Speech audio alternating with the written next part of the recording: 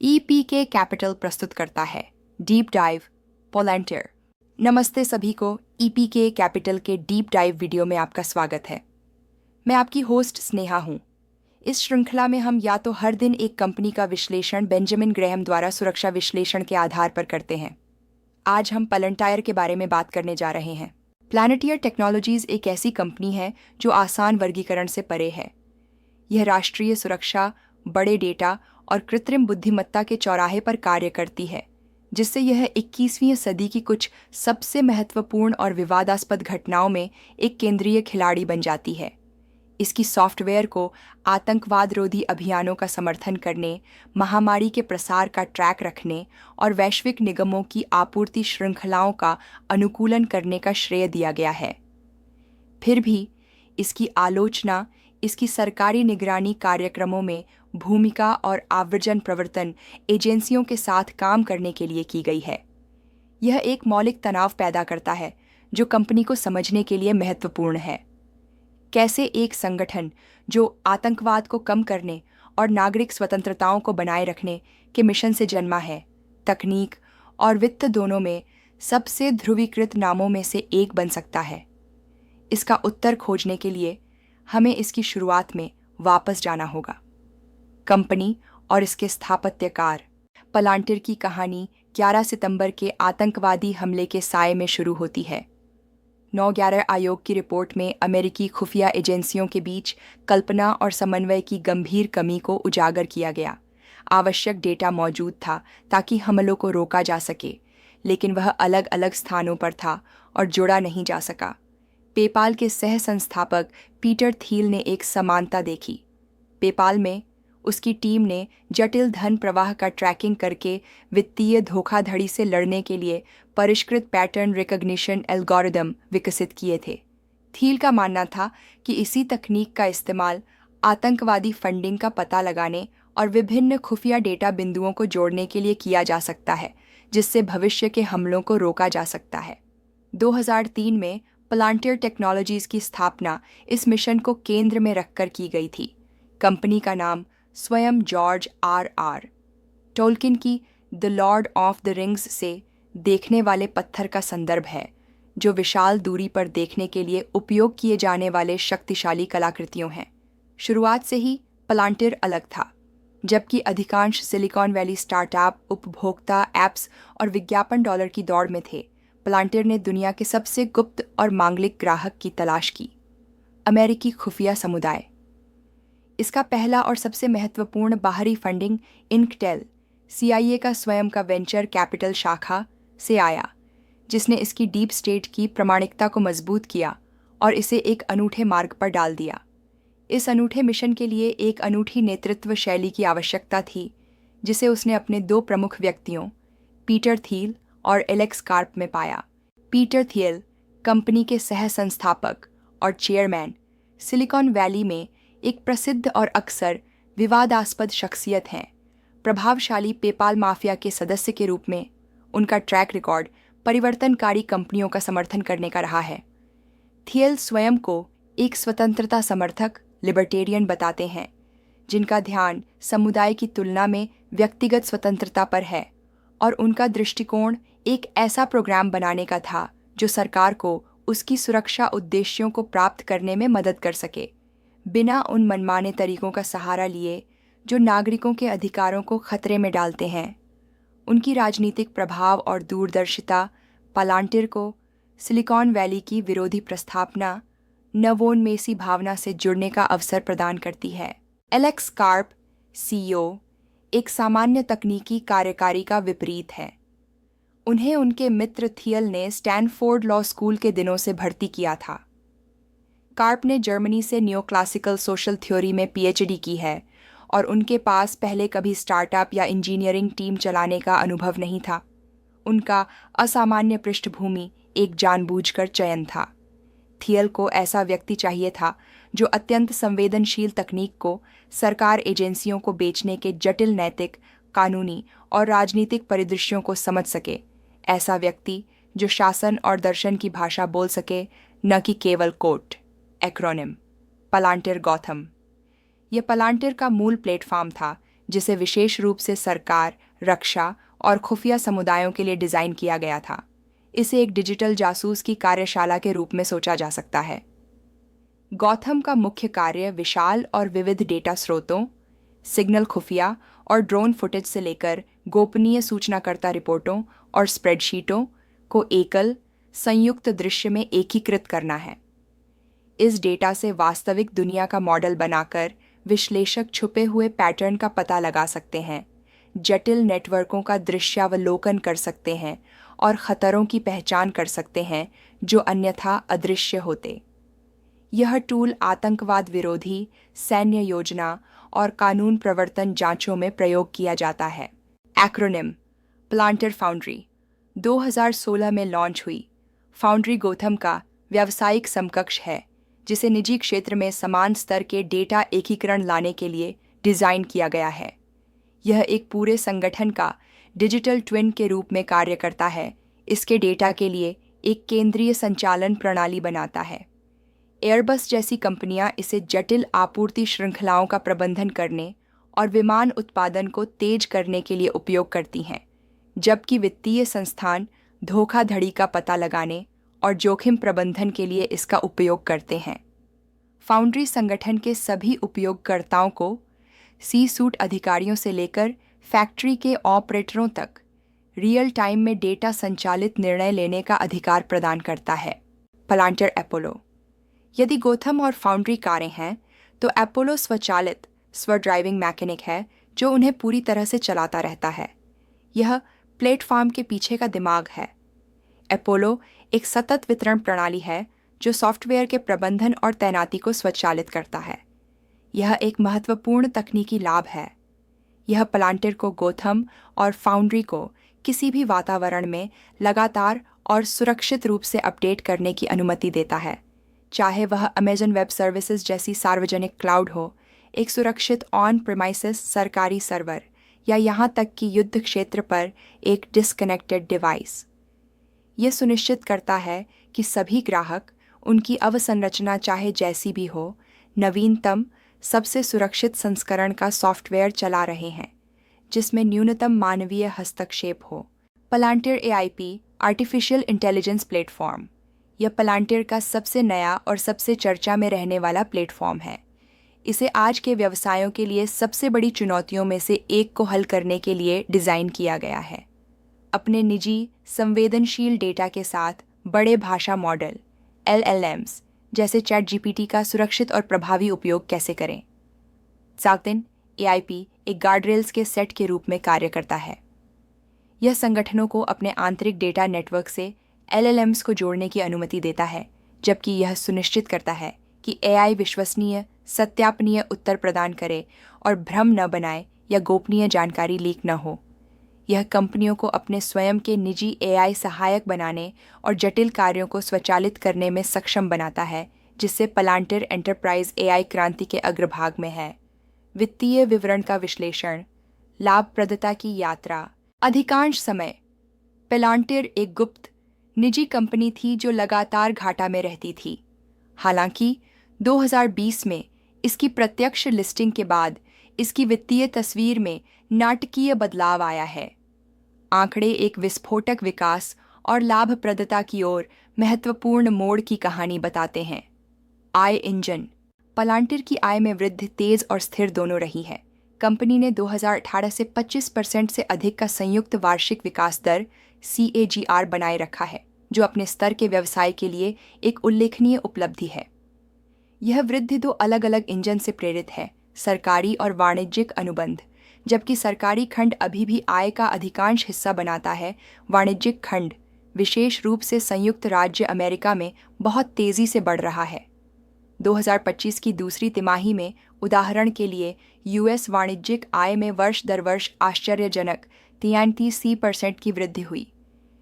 यह इसकी प्रारंभिक सरकारी खर्च पर निर्भरता से अलग होकर विविधता लाने की सफल रणनीति को दर्शाता है और इसकी फाउंड्री प्लेटफॉर्म की व्यापक अनुपयोगिता को प्रमाणित करता है।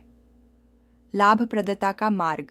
लगभग 2 दशकों तक पलांटर घाटे में काम करता रहा, जो कंपनी के खिलाफ मंदी के तर्क का एक आधार था।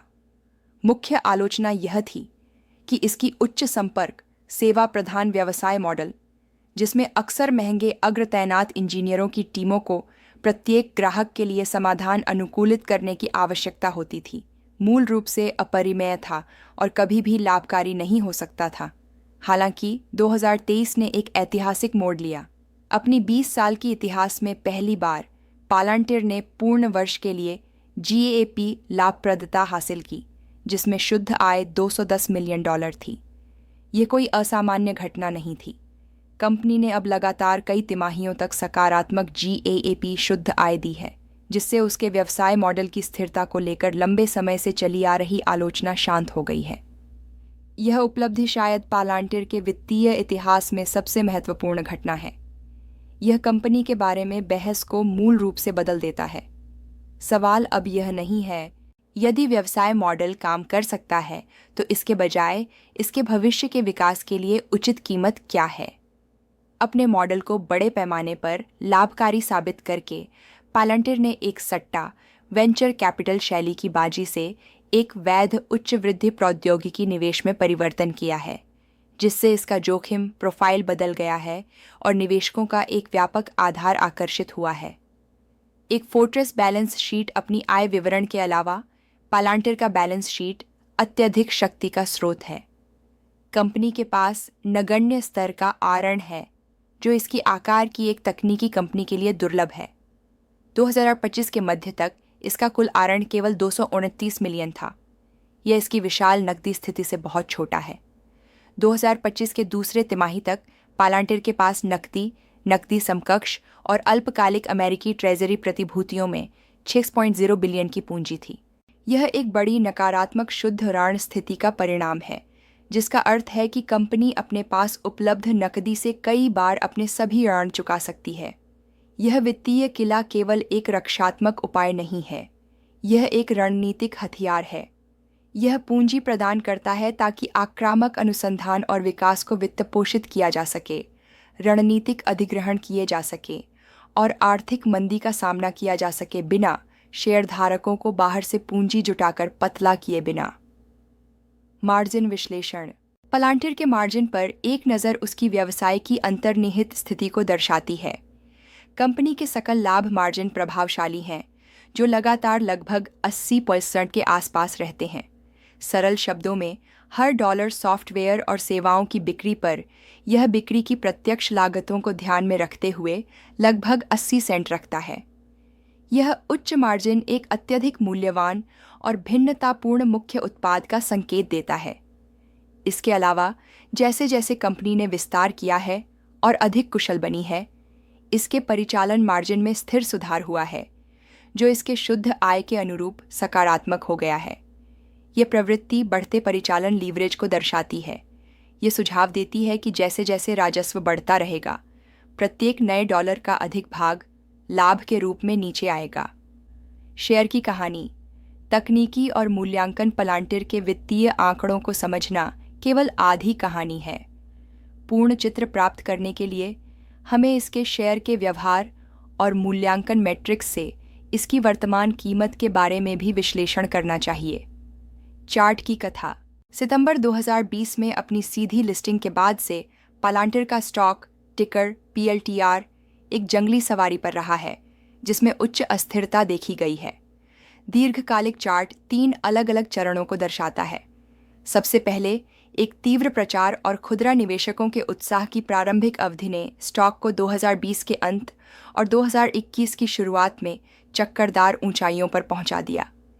इसके बाद एक लंबा और क्रूर मंदी का बाजार आया, जिसमें स्टॉक ने अपनी मूल्य का एक महत्वपूर्ण हिस्सा गंवा दिया। तीसरा और वर्तमान चरण 2023 में शुरू हुआ, जिसमें एक शक्तिशाली और स्थायी ऊपर की प्रवृत्ति देखी गई। इस पुनरुत्थान को 2 मुख्य प्रेरकों ने ईंधन दिया है: कंपनी की GAAP लाभप्रदता प्राप्ति और कृत्रिम बुद्धिमत्ता में बाजार की रुचि का विस्फोट, जिसने पालांटिर को सीधे स्पॉटलाइट में ला खड़ा किया है। मुख्य स्तरों पर ध्यान दें। तकनीकी दृष्टिकोण से कई महत्वपूर्ण मूल्य स्तर हैं जिन पर व्यापारी और निवेशक नजर रख रहे हैं। नीचे की ओर स्टॉक को लगभग $173 के स्तर पर संचयित मात्रा से महत्वपूर्ण समर्थन मिला है। यह वह मूल्य बिंदु है जहां पहले खरीदार कदम बढ़ा चुके हैं। इस स्तर से नीचे टूटने पर अल्पकालिक गति में बदलाव का संकेत मिल सकता है। ऊपर की ओर स्टॉक को हाल ही के पिवट हाई लगभग $123 के पास प्रतिरोध का सामना करना पड़ता है और उससे आगे इसका ऑल टाइम हाई लगभग 190 के आसपास है। ये स्तर मनोवैज्ञानिक बाधाएं हैं जहां विक्रेता लाभ लेने के लिए उभर सकते हैं। मोमेंटम पढ़ना मूवमेंट को मापने के लिए सबसे सामान्य संकेतकों में से एक है रिलेटिव स्ट्रेंथ इंडेक्स या RSI। RSI एक मोमेंटम ऑसिलेटर है जो 0 से 100 के पैमाने पर कीमतों की गति और परिवर्तन को मापता है। 70 से ऊपर की रीडिंग आमतौर पर ओवरबॉट माना जाता है, जबकि 30 से नीचे की रीडिंग ओवरसोल्ड मानी जाती है। अगस्त 2025 के मध्य तक पलांटिर का 14 दिन का RSI 66 पर है। यह रीडिंग मजबूत सकारात्मक मोमेंटम का संकेत देती है, लेकिन अभी तक क्लासिक ओवरबॉट क्षेत्र में नहीं है। यह संकेत करता है कि जबकि स्टॉक ने एक शक्तिशाली रैली की है, ऊपर की प्रवृत्ति अभी भी मजबूत है, हालांकि यह थकान के संकेतों के लिए करीबी निगरानी की मांग करता है। वैल्यू इन्वेस्टर का निर्णय, बेंजामिन ग्राहम टेस्ट। क्लासिक मूल्य निवेश दृष्टिकोण से स्टॉक का आकलन करने के लिए हम बेंजामिन ग्राहम नंबर का उपयोग कर सकते हैं। ग्राहम, जिन्हें मूल्य निवेश के पिता के रूप में जाना जाता है, ने एक सूत्र विकसित किया था ताकि किसी स्टॉक का सैद्धांतिक आंतरिक मूल्य उसके आय और संपत्तियों के आधार पर निर्धारित किया जा सके। उनका दर्शन था कि एक रक्षात्मक निवेशक कभी भी ऐसी कीमत नहीं चुकनी चाहिए जो कंपनी के मूर्त प्रदर्शन द्वारा उचित न हो। परिणाम लगभग 4 सुप्रीम का ग्राम नंबर है। जब हम इसे स्टॉक के वर्तमान बाजार मूल्य लगभग $177 से तुलना करते हैं तो निष्कर्ष स्पष्ट है। इस पारंपरिक मूल्य निवेश मीट्रिक के अनुसार पालंटिर का स्टॉक अत्यधिक मूल्यवान है। यह विशाल अंतर, हालांकि यह दर्शाता है कि बाजार पालंटिर के बारे में कैसे सोच रहा है। इसके बारे में कुछ महत्वपूर्ण बातें। ग्राहम नंबर और बाजार मूल्य के बीच का अंतर दिखाता है कि निवेशक कंपनी का मूल्यांकन उसकी वर्तमान आय या उसकी मूर्त पुस्तकीय मूल्य पर नहीं कर रहे हैं। ग्राहम सूत्र का उद्देश्य यह मापना है कि आज एक कंपनी का मूल्य क्या है। इसके विपरीत बाजार मूल्य यह दर्शाता है कि निवेशक मानते हैं कि पालंटिर 10 साल बाद कितना मूल्यवान हो सकता है। वे इसे पारंपरिक सॉफ्टवेयर कंपनी के रूप में नहीं, बल्कि कृत्रिम बुद्धिमत्ता के भविष्य और इसके संभावित रूप से पश्चिमी सरकारों और उद्यमों के लिए डिफ़ॉल्ट ऑपरेटिंग सिस्टम बनने की क्षमता पर एक लंबी अवधि के कॉल विकल्प के रूप में मूल्यांकन कर रहे हैं। इसलिए ग्राहम परीक्षण का उपयोग सही मूल्य निर्धारित करने में नहीं, बल्कि स्टॉक में पहले से ही समाहित विशाल विकास अपेक्षाओं और शक्तिशाली कथा को मापने में किया जाता है। निवेश सिद्धांत, बुल बनाम बेयर बहस, AIP। पालंटिर की अत्यधिक मूल्यांकन और ध्रुवीकरण स्वभाव निवेश समुदाय को तीव्र विभाजित करता है। दोनों बुल और बियर मामलों के पास मजबूत तर्क हैं। बुल केस आशावाद के कारण। AI नेतृत्व और विशाल बाजार। बुल का तर्क है कि पालंटिर केवल AI क्रांति में भाग लेने वाला नहीं है, यह इसका मुख्य समर्थक है। इसकी AIP प्लेटफॉर्म जबरदस्त मांग देख रहा है, क्योंकि कंपनियां सुरक्षित और प्रभावी ढंग से AI को तैनात करने के लिए जल्दी कर रही हैं। AI और डेटा एनालिटिक्स के लिए कुल पता लगाने योग्य बाजार अरबों में अनुमानित है, जिसका अर्थ है कि पालंटिर के पास विकास के लिए एक विशाल रनवे है। एक अटूट सरकारी कवच। पालंटिर का अमेरिकी सरकार के सबसे संवेदनशील एजेंसियों जैसे CIA और रक्षा विभाग के साथ दीर्घकालिक, गहरे एकीकृत संबंध प्रतिस्पर्धात्मक लाभ पैदा करते हैं, जिसे पुनः बनाना लगभग असंभव है।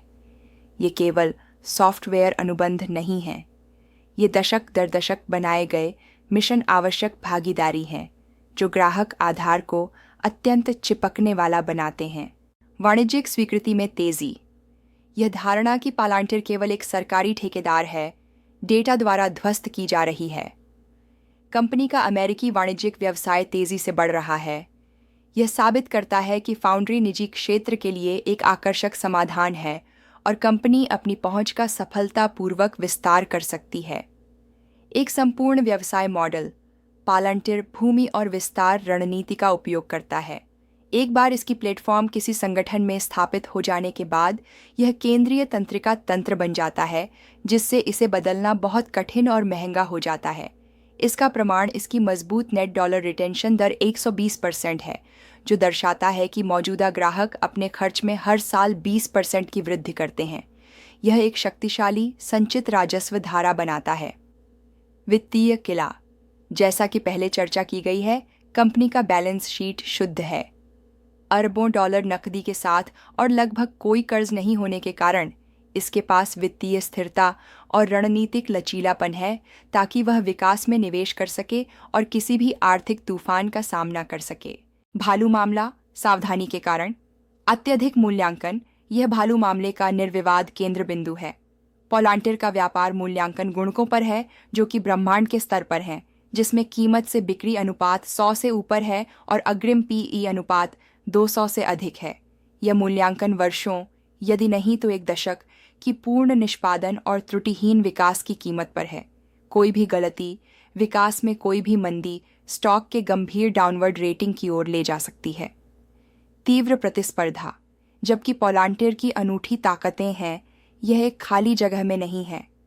यह दुनिया की सबसे बड़ी और सबसे अच्छी पूंजीकृत तकनीकी कंपनियों जैसे कि माइक्रोसॉफ्ट, अमेजन वेब सर्विसेज और गूगल से कड़ी प्रतिस्पर्धा का सामना करता है, जो अपने डेटा और एआई प्लेटफॉर्मों में भारी निवेश कर रहे हैं। यह अधिक विशेषीकृत उच्च विकास वाले डेटा प्लेटफॉर्मों जैसे स्नोफ्लेक और डेटाब्रिक्स के साथ भी प्रतिस्पर्धा करता है। प्रतिष्ठा और ईएसजी जोखिम। कंपनी का कार्य स्वाभाविक रूप से विवादास्पद है।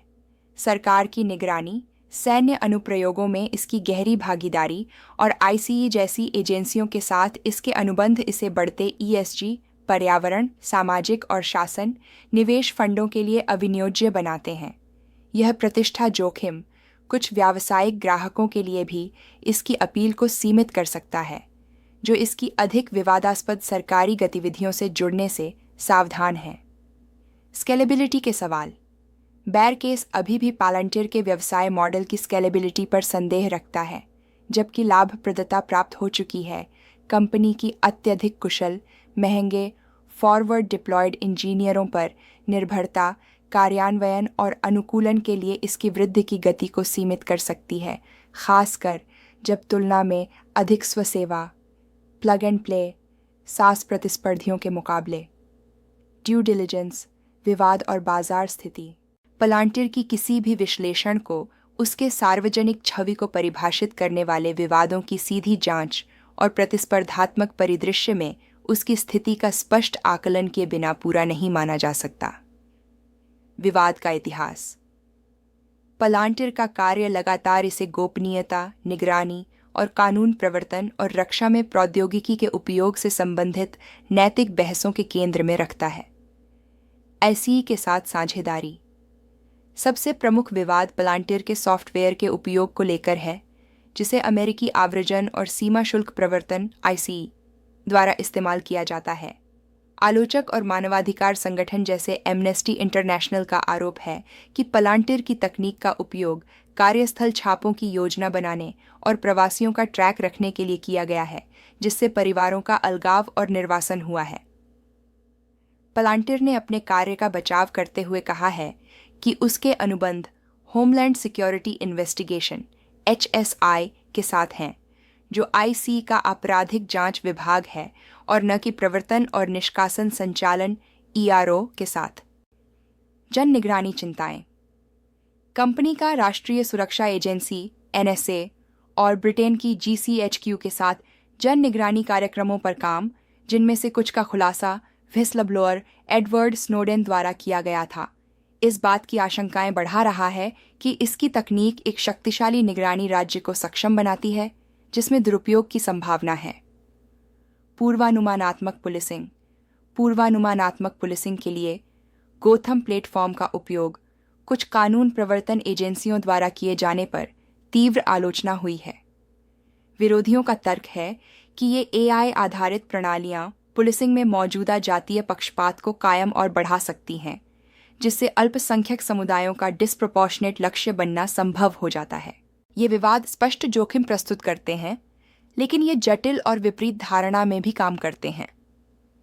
एक ESG केंद्रित फंड या गोपनीयता सचेत यूरोपीय कंपनी के लिए पालांटिर के ICE के साथ काम करने की खबर एक बड़ी लाल झंडी है।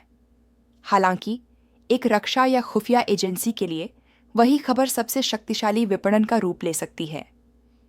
ये सॉफ्टवेयर की शक्ति, सुरक्षा और प्रभावशीलता का प्रमाण है, जो उच्च दाम वास्तविक दुनिया के संचालन में काम आता है। एक क्षेत्र में ब्रांड की विषाक्तता विडंबना से इसकी विश्वसनीयता और ताकत का संकेत बन जाती है, जो इसके सबसे लाभदायक और रक्षात्मक मुख्य बाजार में है। वैश्विक स्थिति और प्रतिस्पर्धात्मक परिदृश्य पालांटिर एक भीड़भाड़ वाले और कड़ी प्रतिस्पर्धा वाले बाजार में कार्यरत है। इसकी स्थिति को समझने के लिए इसके प्रतिद्वंद्वियों को वर्गीकृत करना आवश्यक है। प्रतिद्वंद्वी श्रेणी प्रमुख खिलाड़ी। प्राथमिक ध्यान पालांटिर का मुख्य भिन्नता cloud hyperscalers Microsoft azure, Amazon, AWS, Google, GCP, मूलभूत क्लाउड अवसंरचना और व्यक्तिगत डेटा उपकरणों का एक सूट प्रदान करना। एक एकीकृत अंत से अंत ऑपरेटिंग सिस्टम जो किसी भी क्लाउड पर काम करता है। ऑन्टोलॉजी पर ध्यान केंद्रित करें, जो डेटा को तार्किक रूप से जोड़ता है। आधुनिक data platform Snowflake, Databricks cloud native data warehousing Snowflake और AI/ML वर्कलोड के लिए बिग डेटा प्रोसेसिंग डेटाब्रिक्स। तकनीकी और गैर तकनीकी दोनों उपयोगकर्ताओं के लिए एक पूर्ण स्तरीय प्लेटफॉर्म, डेटा एकीकरण से लेकर परिचालन अनुप्रयोगों तक। कम डेटा संग्रहण के बारे में और अधिक इसके ऊपर एक परिचालन मॉडल बनाने के बारे में। विरासत उद्यम और विश्लेषण IBM, SAP, Oracle, Alteryx विस्तृत उद्यम सॉफ्टवेयर का प्रावधान अक्सर कम एकीकरण के साथ और अधिक पारंपरिक साइलो आधारित दृष्टिकोण। एक आधुनिक एकीकृत वास्तुकला जो जटिलता और सुरक्षा के लिए बनाई गई है, अक्सर दर्जनों विरासत उपकरणों को एक प्लेटफॉर्म में बदल देता है। एक्रोनिम। पालांटिर की अनूठी स्थिति यह है कि यह पारंपरिक रक्षा, ठेकेदार और आधुनिक वाणिज्यिक SaaS कंपनी के बीच की खाई को पाटता है, जबकि इसका कुल बाजार हिस्सा विशाल बिग डेटा श्रेणी में छोटा है। लगभग 105% के अनुमानित आंकड़े के साथ इसकी विशिष्ट नीचे में सरकार और मिशन क्रिटिकल वाणिज्यिक अनुप्रयोगों के लिए उच्च सुरक्षा, जटिल डेटा एकीकरण में प्रभुत्व अतुलनीय है। इसका मुख्य भेदक ऑन्टोलॉजी है, एक अर्थ सामग्री परत का निर्माण जो एक संगठन के वास्तविक दुनिया के संचालन का मॉडल बनाती है, जिससे AI को डेटा के संदर्भ और संबंधों को समझने में मदद मिलती है। यही वह है जो कच्चे डेटा को एक क्रियाशील डिजिटल ट्विन में बदल देता है, एक ऐसी क्षमता जिसे प्रतियोगी एकल एकीकृत प्लेटफॉर्म में मेल करना कठिन पाते हैं। अंतिम निर्णय और अस्वीकरण विश्लेषण का संश्लेषण। इस गहरे विश्लेषण का संश्लेषण करते हुए पालांटिर टेक्नोलॉजीज की एक जटिल तस्वीर उभरती है। यह बिना किसी संदेह के कृत्रिम बुद्धिमत्ता क्रांति के सबसे आगे रहने वाली तकनीकी रूप से अभिजात कंपनी है। यह सफलतापूर्वक एक स्थायी रूप से लाभहीन गुप्त सरकारी ठेकेदार से एक सार्वजनिक रूप से कारोबार करने वाली GAAP लाभकारी कंपनी में परिवर्तित हो चुकी है, जिसकी बैलेंस शीट किले जैसी मजबूत है। सरकारी और रक्षा क्षेत्रों में इसकी प्रतिस्पर्धात्मक खाई गहरी और वर्षों के भरोसे और एकीकरण से अच्छी तरह से सुरक्षित है। हालांकि इस तकनीकी क्षमता और बाजार स्थिति का एक भारी कीमत पर है। कंपनी पर महत्वपूर्ण नैतिक और प्रतिष्ठात्मक बोझ है, जो संभवतः हमेशा इसके बाजार के एक निश्चित खंड के लिए इसकी अपील को सीमित करेगा। निवेशकों के लिए और भी महत्वपूर्ण बात यह है कि इसकी स्टॉक का मूल्यांकन इस तरह किया गया है कि यह वर्षों की निरंतर त्रुटिहीन निष्पादन की धारणा को दर्शाता है। इन स्तरों पर त्रुटि की गुंजाइश बहुत ही कम है और स्टॉक बाजार की धारणा में बदलाव के प्रति अत्यधिक संवेदनशील रहता है। समापन वक्तव्य और अस्वीकरण। अंततः पालांटिर एक उच्च जोखिम, उच्च लाभ का प्रस्ताव है। कहानी प्रेरणादायक है, विकास निर्विवाद है, लेकिन कीमत बहुत अधिक है। हमेशा की तरह यह विश्लेषण केवल जानकारी के उद्देश्य से है और वित्तीय सलाह नहीं है। किसी भी निवेश निर्णय से पहले अपना स्वयं का शोध करें। देखने के लिए धन्यवाद।